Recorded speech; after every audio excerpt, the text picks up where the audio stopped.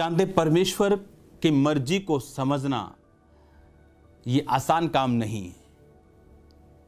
आप नहीं कह सकते किसी को मिलकर कि प्रभु की मेरे जीवन में क्या इच्छा है।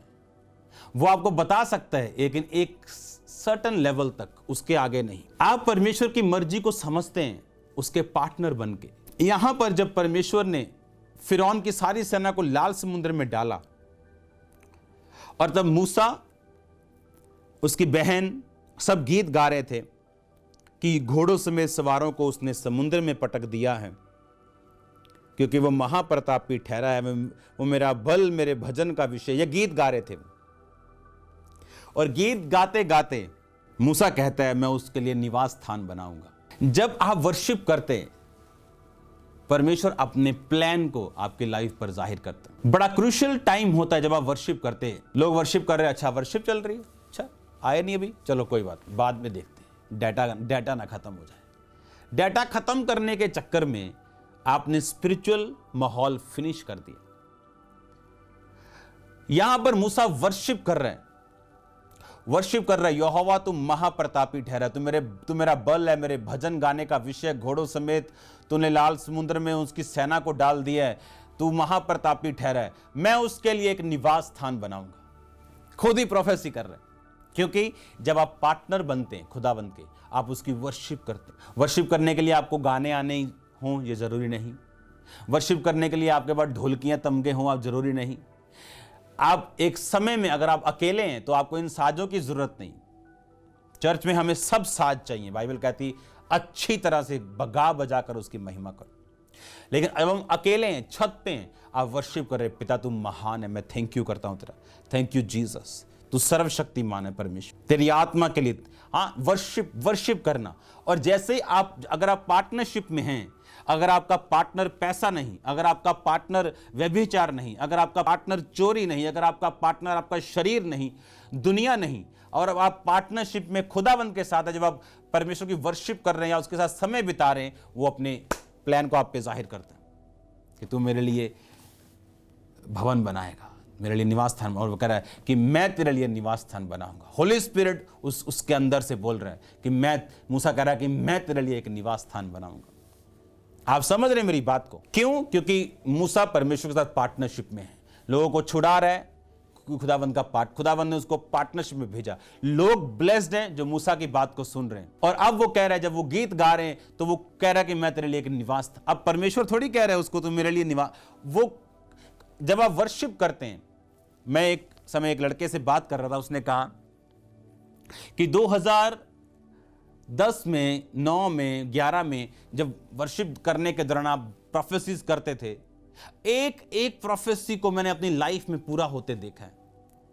कहता मैं आज भी हैरान हूं किस तरह से उस वर्शिप के दौरान आप बोलते थे और किस तरह से मेरी जिंदगी बदली, और एग्जैक्टली सेम ऐसा ही हुआ जैसा आप उस वर्शिप में बोलते थे। क्योंकि वर्शिप जब हम करते थे, आज भी जैसे वर्शिप करते हैं, तो होली स्पिरिट बैरियर्स को खोल देता है, जैसे आसमान की खिड़कियां दरवाजे खुलते हैं और हम ऊपर कुछ भेज रहे हैं, स्तुति आराधना ऊपर जाती है और आशीष लेकर नीचे आती। वो आशीष क्या है? वो परमेश्वर की मर्जी, क्योंकि आप पार्टनरशिप में परमेश्वर के साथ आप वर्शिप कर रहे हैं और परमेश्वर आप पे जाहिर कर रहे हैं, तो मेरे लिए निवास स्थान बनाएगा। और एक सेकंड से लाइट सी जगती, जिस तरह जब हम ले हैंड करते तो एकदम से एक लाइट जगती, परमेश्वर कहता है नहीं मैं इसकी लाइफ में ये करूंगा। उस लाइट जब वो जगती है, वो फेसबुक वाली लाइट नहीं है कि सब फेसबुक पे सब कुछ पढ़ कर फिर प्रोफेसी करना, तेरा नाम ये इतने बच्चे, वो गेम्स नहीं, रियल प्रोफेसीज जो वर्शिप करने के दौरान पार्टनरशिप में परमेश्वर आपको देते हैं। उसने कहा मैं तेरे लिए एक निवास स्थान बनाऊंगा, मैं तेरे लिए एक निवास स्थान बनाऊंगा। वर्शिप करने के दौरान आप वर्शिप नहीं कर सकते अगर आप पार्टनरशिप में नहीं है। तो आपको मालूम है आपकी वर्शिप कि यहोवा तुम महान है। वो कहता अगर मैं महान हूं तूने व्यभिचार क्यों नहीं छोड़ा? अगर मैं महान हूं तो तू आज तक टाइथ नहीं बोया? अगर मैं महान हूं तो कहां है तू सुसमाचार नहीं सुनाता? वो शब्दों की वर्शिप हो जाती है, जैसे लोग सुनते हैं, आप सुनते हैं, पड़ोसी सुनता है, आपकी वाइफ सुनती है, आपका पति सुनता है, लेकिन परमेश्वर नहीं सुनता। लेकिन जब आप पार्टनरशिप में होते हैं, आपको मालूम है आपने अपने शरीर को खुदावंद के सामने भेंट चढ़ा के धर्म के हथियार होने के लिए अपने अंगों को सौंप दिया और आप वर्शिप करते परमेश्वर को मालूम है ये अपनी प्रैक्टिकल लाइफ से मेरी वर्शिप कर रहा है, होठों से वर्शिप कर रहा है, वो अपने प्लान्स को आपकी लाइफ पे जाहिर करता है। और जैसे जैसे आपको खुदावंद की योजनाएं समझ आती हैं अपनी लाइफ में, एक स्टूडेंट को योजना समझ आती है मैं कौन सा एरिया में जाऊं, कौन सी फर्दर स्टडी करूं, एक बिजनेसमैन को मालूम होता है मैं कौन से स्टेप लूं, एक हाउसवाइफ को मालूम होता है, एक जॉब मैन को मालूम होता है, अगर वो वर्शिप हो तो खुदावंद उसके रास्तों को खोलता है कि आगे मैं क्या करूं। और परमेश्वर हमारे इंतजामों को करता है और वो सब चीजों को पूरा करता है जो हमें इनसाइड परमेश्वर जानता है हमें चाहिए। बाइबल कहती है वो धर्मी की लालसाओं को तृप्त करता है, उसे मालूम है आपको क्या चाहिए, वो आपकी लालसाओं को तृप्त करेगा।